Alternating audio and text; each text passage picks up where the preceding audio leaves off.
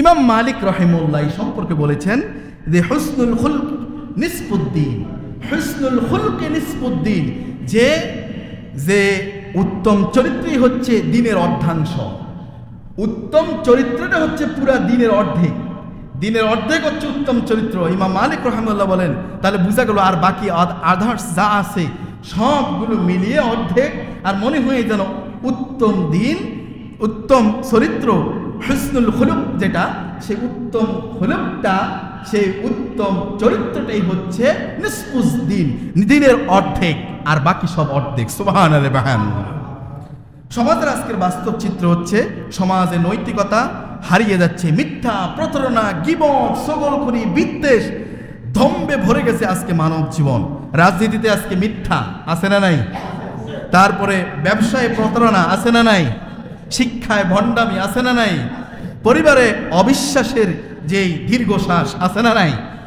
এইগুলোর ইসলাম অথচ চায় নর্মতা, সহনশীলতা, দয়া, সদ্যভাষণ, নৈতিকতা। এগুলো হারিয়ে ফেললে একটি সমাজ মজলুমদের কান্নায় ডুবে যাবে, এই সমাজ জালেমদের নিয়ন্ত্রণে চলে যাবে, মজলুমরা অসহায় হয়ে যাবে। কথা বলেন ঠিক কিনা? আমার প্রিয় ভাইয়েরা, আলোচনা সংক্ষেপ করছি, কারণ আজকে আলোচনা শেষ করতে হবে, গত জুমা শেষ করতে পারিনি। আমার প্রিয় ভাইয়েরা, এর জন্য কিছু বিষয়গুলো, কিছু পয়েন্টগুলো ছেড়েই যাচ্ছে, আলোচনা দীর্ঘায়িত করা যাবে না। চরিত্রের দীপ্তিতে ইসলাম ছড়িয়ে পড়েছিল পৃথিবীর প্রান্তে প্রান্তে।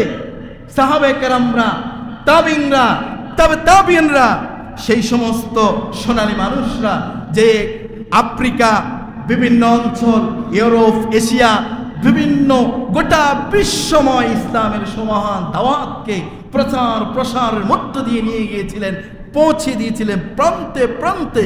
এটা করেছিলেন, এটা পেরেছিলেন এই নৈতিক চরিত্রের ভিত্তির উপরে, এটা পেরেছিলেন উত্তম চরিত্রের মধ্য দিয়ে। বলি সুবহানাল্লাহ। আজ আপনি যদি চরিত্রে বিশুদ্ধ হন, তাহলে সেই সমাজ পুনরায় ফিরবে, সেই সোনালী যুগের সৌরভ, সেই সুঘ্রাণ আমার সমাজে সুঘ্রাণে সেই ছড়াতে থাকবে, সেই সুগন্ধি সমাজের সবাই পাবে, এবং অন্য বিধর্মী, অন্য ধর্মাবলম্বীরাও সেই সমাজের সেই সৌরভের সেই সুঘ্রাণে মুগ্ধ হবে। বলে ইনশাআল্লাহ।